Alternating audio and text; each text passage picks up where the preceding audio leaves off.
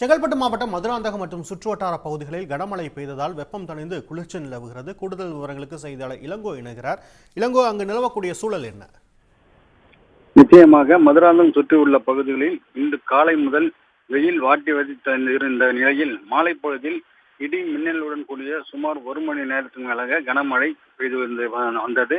இதனால் வெப்பம் தணிந்துள்ளது. செங்கல்பட்டு மாவட்டம் மதுராந்தகம் இன்று காலை முதல் கோடை வெப்பத்தை விட வெயிலின் தாக்கம் அதிகமாக இருந்த நிலையில் இது சுமார் 15 நாட்களுக்கு மேலாக வெயிலின் தாக்கம் இருந்த நிலையிலே இருந்தது.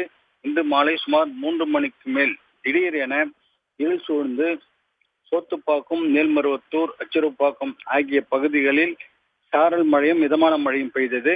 மேலும் மதுராந்தகம் சுற்றியுள்ள கிராமங்களான முரப்பாக்கம், பெரும்பாக்கம், எண்டத்தூர், ராமாபுரம் ஆகிய பகுதிகளில் சுமார் 1 மணி நேரத்திற்கு மேலாக பலத்த மழை, இடி மின்னலுடன் கூடிய பலத்த மழை பெய்தது. இதனால் வெப்பம் தணிந்துள்ளது. இருள் சூழ்ந்தும் இப்பொழுதும் இருள் சூழ்ந்தும் அப்படியே காணப்படுகிறது.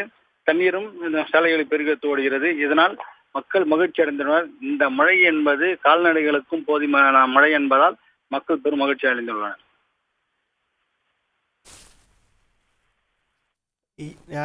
ஏரிகள், நீர்பிடிப்பு பகுதிகளில் என்ன சூழல் இருக்கு இளங்கோ?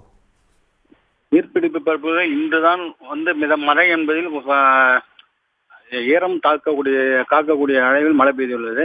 இதற்கு முன்னே பெய்த கனமழை காரணமாக இப்பகுதியில் உள்ள சுமார் 60 முதல் 75% ஏரிகள் நிரம்பியுள்ளது.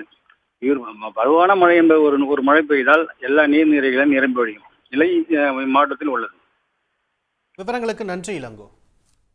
உடனுக்குடன் செய்திகளை தெரிந்து கொள்ள சன் நியூஸ் பெல் ஐகானை கிளிக் பண்ணுங்க.